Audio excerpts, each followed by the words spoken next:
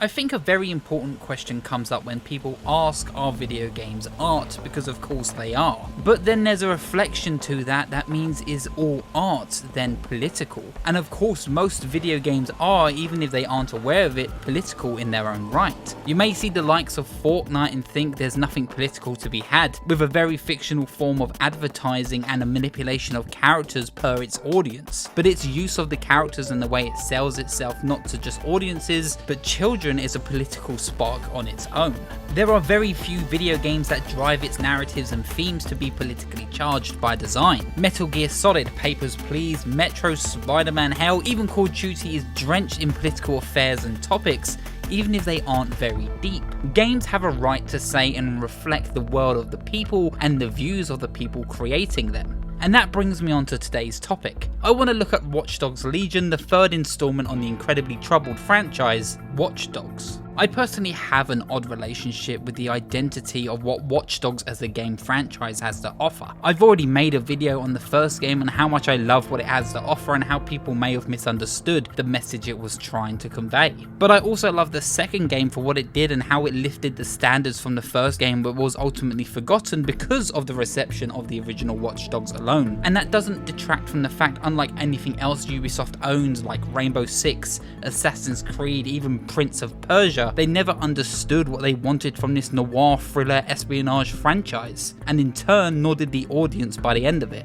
Watch Dogs as a whole with its identity is an interesting franchise. How do you go from being one of the most talked about games of a next generation to releasing a game which many people may have even forgotten even existed? There was a ball that was dropped and dropped really hard when it came to what these games should have been and who they were made for, and by the end of the trilogy it was a whimper of a bang that left Watch Dogs Legion on the shelves of thousands and forgotten by mostly those who've already moved on before playing it or even finishing it. Little did we know or acknowledge at the time that Watch Dogs Legions was going to be one of the most reflective and chillingly political games I've seen with its themes and narratives. Themes and realities that's drenched within its settings and most of all within its message. Legions may be another bargain bin Ubisoft title, but for some and for me, it's a game that may have something worth saying. Enough talk. Let's unfuck London.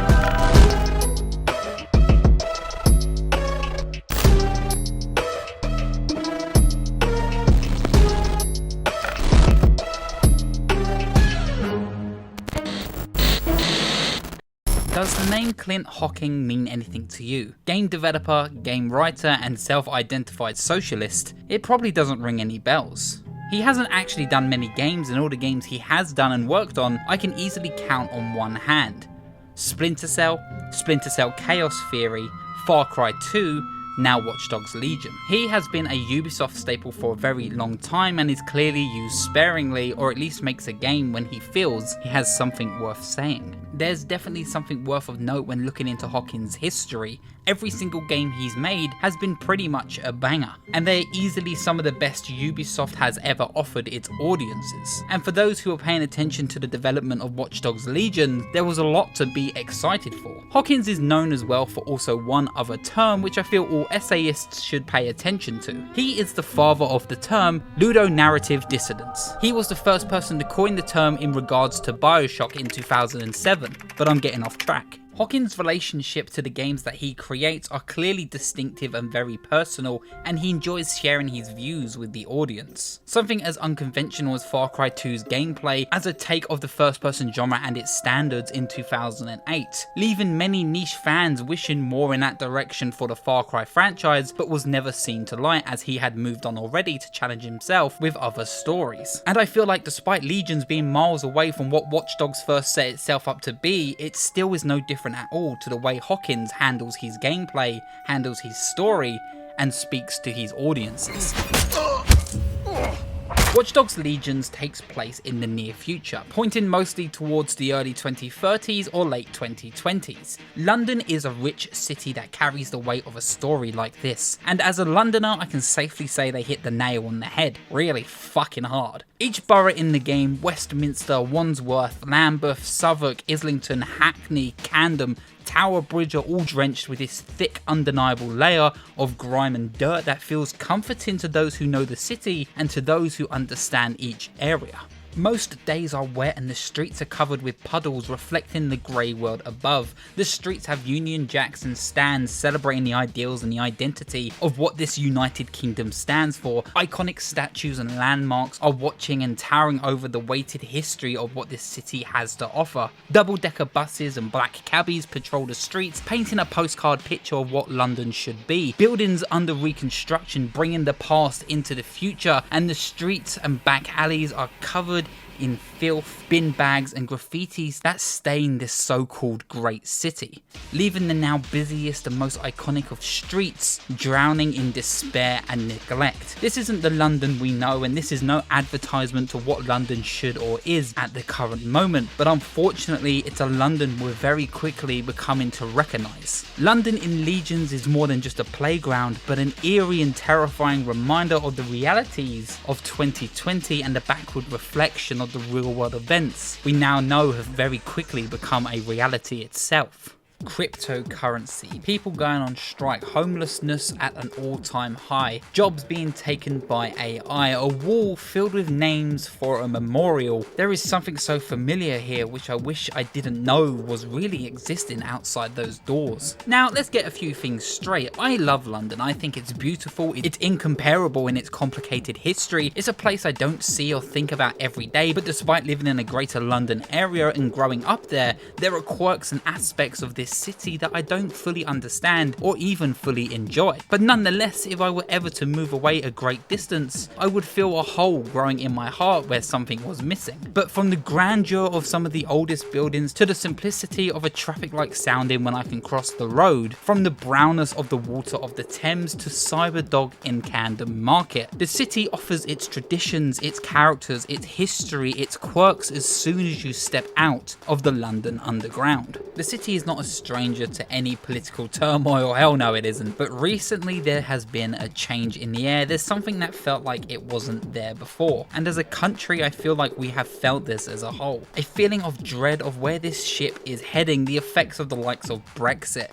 and a government who is desperate to ship people over to dangerous countries like their lives don't matter, a country whose government lied and partied while millions died during the COVID lockdowns, and a country that doesn't allow the most basic of human rights while protesting, shutting down and putting away people who point out the injustice in a system that has been built from this city. Clint Hocking once said that he considers himself and his fellow developers as creators of culture, posing the questions that seek answers in a post-Brexit world. Watch Dogs Legion's political finger isn't there to object or to deny, but to place and observe what we've already seen come into fruition. Legion's London is one that in 2020, when it first released, seemed like a dystopian future. Authoritarianism in the policing is at an all-time high. Innocent people are being detained and taken down by the simplest of opinions. Those who stand against the government and the police are now referred to as illegals, creating an othering atmosphere that lingers over the city, a city that has been built from political identities from all across the world. There is an economic crisis in the country, meaning they were unable to provide for jobs and homes for its civilians. In turn, instead of a government that takes responsibilities for its failings, are blaming these said illegals and are turning the police in the city against itself. Those who once had jobs are now striking for their jobs back, for their basic human needs. They're screaming for their rights, they're screaming to save the NHS, and they want to bring a stop to the toxicity that's in the police force at the moment. Poverty in boroughs and council estates allow gangs to take advantage of the youth and desperate, filling street corners with drug dealers and attacking anyone who looks at them the wrong way. Groups gather and protest for their lives and for their jobs back as AI has now become the norm, with white-collar jobs like office workers, editors and artists no longer being needed as AI has integrated itself into this world, into the society. You may be forgiven to believe that was a list of problems that's happening in modern day London, but in fact, this is the themes that the Watch Dogs Legions decides it wants to tackle. Legions in 2020 on the day of its release seems like a weird fever dream that couldn't really happen on the horizon, but in 2023, it's a reality that's becoming way too real. Playing Legions now is one that is so close to home I begin to recognise these virtual streets more by the day. Now, I don't defend Ubisoft or its politics, it's a horrible company run by horrible people, but it's not fair to say the people inside those walls all have the same mindset. Game developers come in many shapes, views and sizes and genders, and I don't blame them for Ubisoft's overall actions, and going forward in this video, I will praise the political aspects and views shown in the game, but this doesn't mean I praise or hold Ubisoft in high regard, but I think the independent writers in those walls deserve a little more respect. So what is this thing actually about? Well, the plot to Watch Dogs Legion overall is pretty silly. It's conflicted within itself, and the voice acting of a lot of characters will have you wanting to slam your thumb in car doors just for a laugh. Okay, so you want DedSec to find out who replaced you, yes? What the hell is even that? Legion's world, setting and identity is so disconnected from the Watch Dogs franchise that you would be forgiven to think this is a totally different series. You play as DedSec, but the London branch, the hacker group that was established in Watch Dogs 1 and 2, and you as a group have been blamed for a huge terrorist event that was done by a different hacker group by the name of Zero Day, which blew up several locations around London, killing thousands, and DedSec are now in hiding as the government has now hired a near-fascist like military group called Albion to police the streets and the security and bring an end to DedSec overall. DedSec can't sit by while this force takes over London, and you are then helped by an AI of the name of Bagley, who is easily the most redeeming character in the whole game, takes us on a story that dives into human trafficking, enslavement, organ harvesting, sci-fi mind control, bringing down the government, virtual reality, turning human souls into AI. Not since Max Payne 3 have I ever seen a plot take such a deep dive into the gross side of what the criminal underworld could look like. But unlike Max Payne 3, Legions is the same game that also wants you to play as old ladies with Glocks and turning humans into AIs through a Matrix-like virtual simulation, while playing as James Bond-like characters with voice acting that would make an EastEnders character fucking blush. And on top of that, you've also got a happy-go-lucky comedic AI telling you to save London. This story really isn't offering much, and it does very little that I can say to persuade you to check it out, other than me maybe saying if you enjoyed the first two you might find something here to fall back on. But it's not the story I think that shines. There's something way deeper, way more interesting when you look at Legions with a critical eye of hindsight. The biggest selling point to Legions, and the sole thing I think anyone would remember when it comes to the existence of the game, is the different take it took on the main lead of the story. Instead of leaning on the sole character to drive the narrative, you're instead literally playing as anyone you can see in London. It's all very impressive, they all have their own schedules, personalities and roles. Not one character is the same in their role, and they can all come with their own different buffs and debuffs, weapons and quirks, and it has you switching between different types of operative depending on each mission or location. It's a different strokes for different folks kind of deal, and it's very interesting, it's very ambitious, and it nearly pulls it off without a hitch. It nearly. By removing a main lead that people can attach themselves to in the likes of Marcus or Aiden, you're now removing someone who had depth, history, and even stakes in this world. You're now left with a bland, at least interesting, randomly generated character you are told you must connect with and bond with. But that's just not the case when you have 1, maybe 3, 5, 9, 17, as many as it takes. There isn't a sole driver on this journey, and in turn there isn't a different emotion shared between them, but instead, like a hive mind, they all share the same view and the same motivation, which is stop the bad people. And then on top of all that, you may find the most John Wickian best shooter in London, but he sounds like this. Beauty's not my specialty, but this place screams ugly as fuck. You find the greatest infiltrator, but she sounds like this. Yeah, that's cool, but how am I supposed to get the server off the fucking roof? You get a hacking genius, but then they look like that. Operatives are hard to love and very easy to hate, and very, very easy to become disconnected by. They are distracting in their voices and very fucking unique to say the least. But this system in itself is a political point of what makes London so fucking magical, and I don't know how they pulled it off. Spend 20 minutes standing in London, Camden in real life, and you will come across all sorts of cultures, beliefs, genders, sexuality. London is built on the foundation of these diversities, and Legion leaning into this is a beautifully subtle way to mirror a lot of the racist and divisive natures that a post-Brexit politics has brought into our times. Listening to the Tories for a few minutes and you will catch some aggressive and attacking language used against people who are trying to immigrate and refugees who are just trying to stay alive. There's an attacking stance that is impossible to avoid in London's modern press, and the media and government is really just the tip of the iceberg of what makes it all so toxic. But no matter how much the likes of Johnson or scummy fucking Brotherman want to pack human in boxes and send away the invaders, it's the very same people the government branded illegal that built and shaped this city in itself, and that's something they could never change. There is a brilliance that comes with the diversity of Legions, and it's more than just a gimmick of playing as everyone, but it's the diversity of London laid bare for the player to see as the city rises up and fights for its identity again. And it's more than just being a rebellion, but it's about fighting for the basic rights to be who they are and to be who they are freely.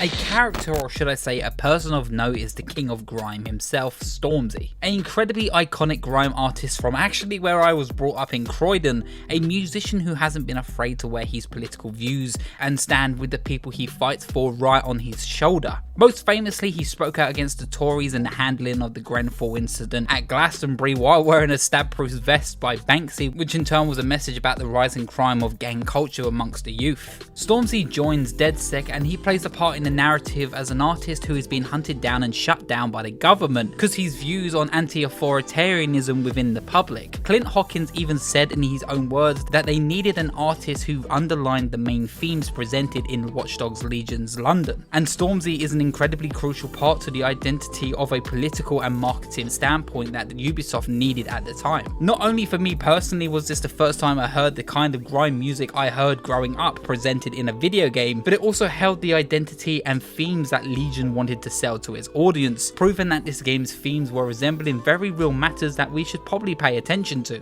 Thinking about it and going off script for the minute, it's crazy to me to think how much of this game mirrors what happened in the real world within the 3 years since its release.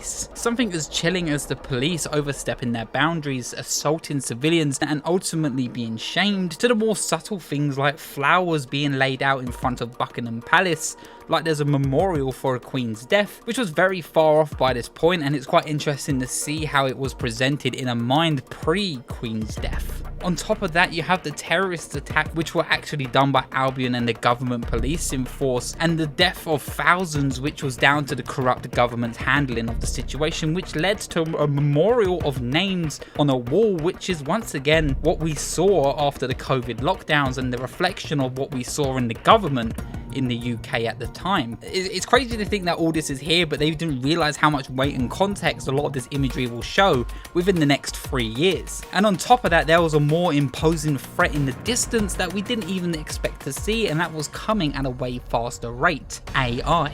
The theme of AI in Legions is a strong one, and of course you need to understand it's in a distant future in a world where there's technology that doesn't exist within ours, but that doesn't mean the message itself is one that's very different. It's crazy how far things have come in 3 years since the public was really able to get their hands on what AI technology could do. I remember laughing at AI art because it couldn't render faces or do fingers properly. There was a joke to be had between those who could just pick it up, use it and create something that wasn't substantial at all, but it doesn't mean the effects weren't substantial at all. Jump 3 years later and the biggest studio in the world of Marvel are using AI to create intros for their shows. Frank Sinatra is doing covers of Green Day, the Pope has Mad Drip, and millions are sharing AI work whether they know it or not, and stealing the livelihoods, the voice and the art styles of those who work so hard to earn it. The theme of AI in Legion is in an interesting light. I mean, one of its main leads and one of its characters is an AI character, and we depend on it in this future created. But there is definitely a wary and cautious tale being told within the city itself.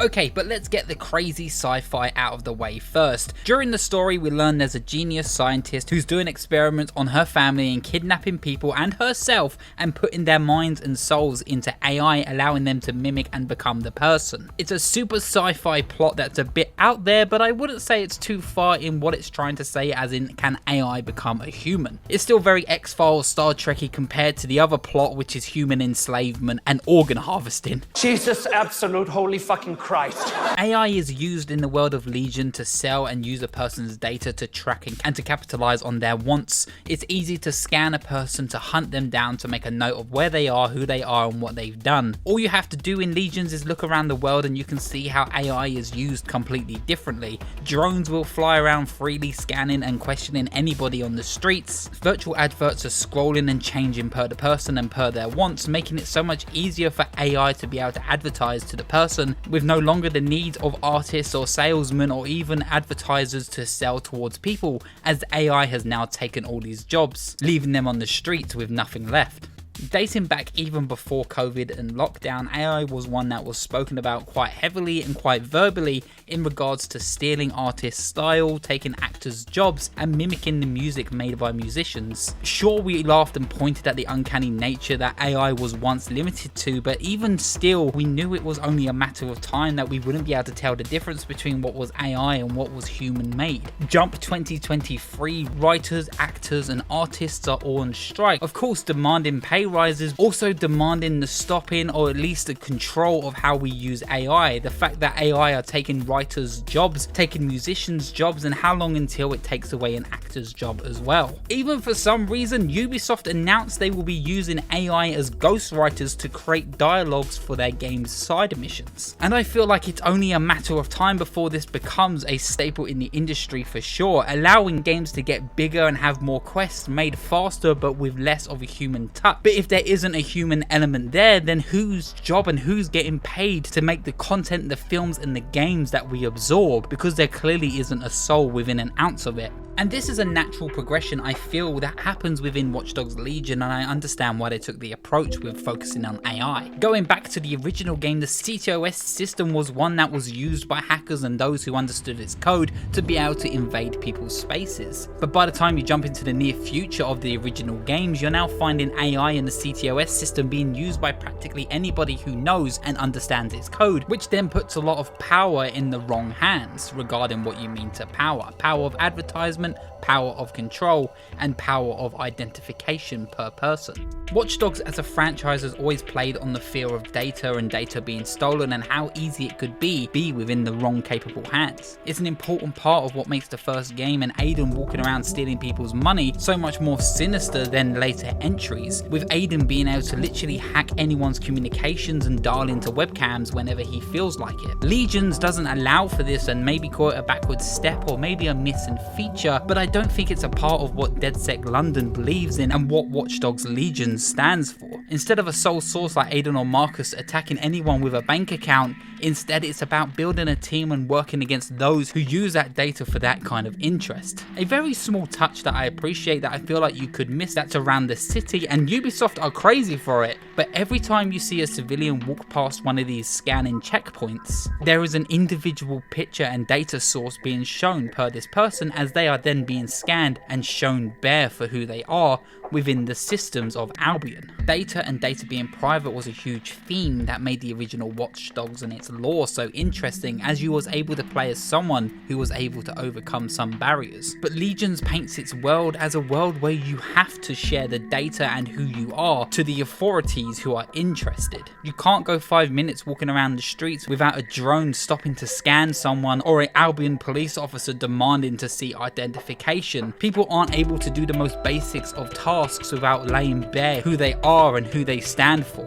I think the ID system here is very raw to recent political events, especially within the UK, as in the Tory government passed a bill which limited those without an ID from ever voting. If you don't have any form of ID to prove who you aren't able to vote. The Tories did this for one sole thing, and that's because they knew they were on the backbench and they were losing hard, but by limiting the people who could vote just because they didn't own a single piece of paper, they thought they would be able to make a comeback back, but that didn't work out because most Tories are fucking morons. Anyway, back to the game. It's not personal. I swear it's not personal. And these checkpoints are systematically and undoubtedly an overstep in privacy laws, and of course the use of AI and how we depend on the data that we use. And throughout the story, you would actually see these becoming trashed and the control of Albion becoming weaker. Seeing a wrecked checkpoint, smashed drones, and even people starting fights every now and then in the world with Albion troops is an incredibly awesome and immersive way, and a great way to show some story narrative without directly saying to the character, you're doing a good job. The game doesn't outright say, hey, you're winning and you don't need to clear each borough or bring down any meters, let's say for example like you did in Assassin's Creed Syndicate, but instead the world itself and the people around you will literally begin to show you that they are taking back the power and fighting back against these governmenting forces. It's very natural and very endearing to see, and it's a great way to show progress throughout the story.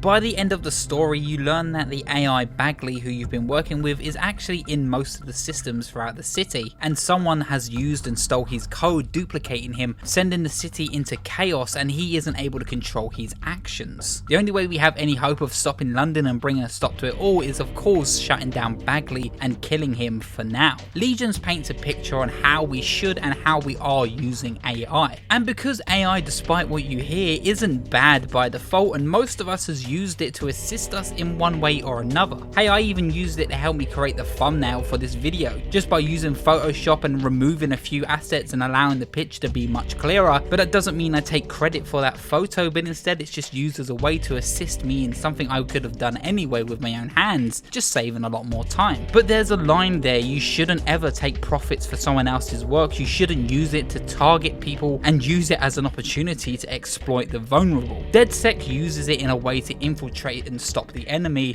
and uses it nothing more as a tool to elevate them to achieve their goals. And I think that's an important distinction that should be made by a lot. Legion uses its theme of AI as a tool and what it could bring and what damage could be done to our society, but it also shows us the lighter side of it and what it could do for good. As you can tell, Watch Dogs Legion as a whole is a very bleak game. It's very bleak in how it's painted its interpretation of what our future could be, but unfortunately there's a line that's dwindling between dystopian and reality.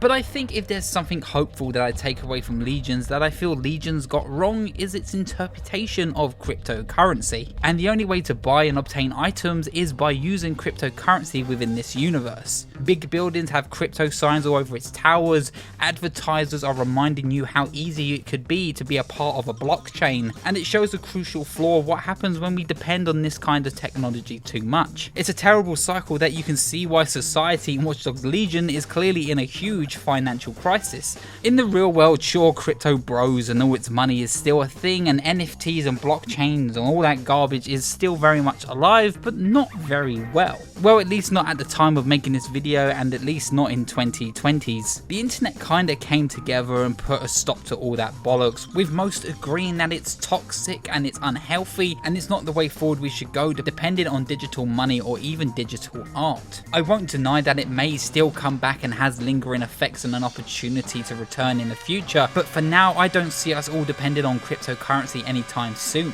I once thought, and even said in that video I made before about Watch Dogs, that Legion had lost the identity of the franchise, and maybe now I probably disagree of what I said back then, but that doesn't distract from the fact that there is something here that the first two entries couldn't do. Legions feels like a cautious tale, a message and a warning to a future to come. It embellishes itself in the fears of modern society, and there is a sprinkle of hope within the cracks of its literal narrative and the narrative of its London itself. There is still a lot to be done by the end of the game. London isn't free from the corrupt. You didn't fix the economy, you didn't fix the housing crisis. Albion is still in contract with the government. AI and modern marketing is still used instead of actual humans. But even by the end of the game, there is a change in the air.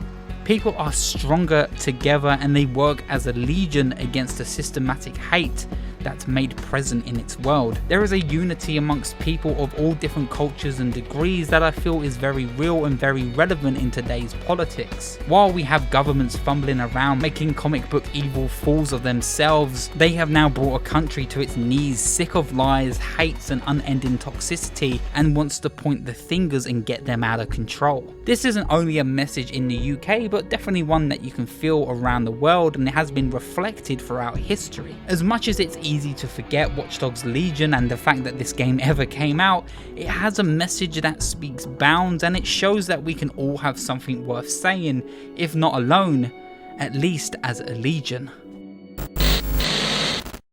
I don't know why I do this. I did the same thing with Mafia as well as a franchise. I went to the second one, third one, first one. Now I've done Watch Dogs 1, Watch Dogs 3, and I haven't even touched Watch Dogs 2 yet. What's wrong with me? Okay. Hi, this one was political. It wasn't personal. I can't believe I'm going to say this. The hardest thing I think I've had to say throughout this whole video is I think I kind of really fucking like Watch Dogs Legion. I think I do. I kind of get it. It's one of those like vanilla Coke, you know? Yeah, I get it. It's not for everyone. I don't know what I'm talking about. Thank you so much for watching. I would like to know your opinion. Do you like Watch Dogs Legion? If not, why? Do you like Watch Dogs as a whole? Let me know. If not, don't worry about it. I hope you enjoyed the video. And of course, I will see you at the next checkpoints. Goodbye.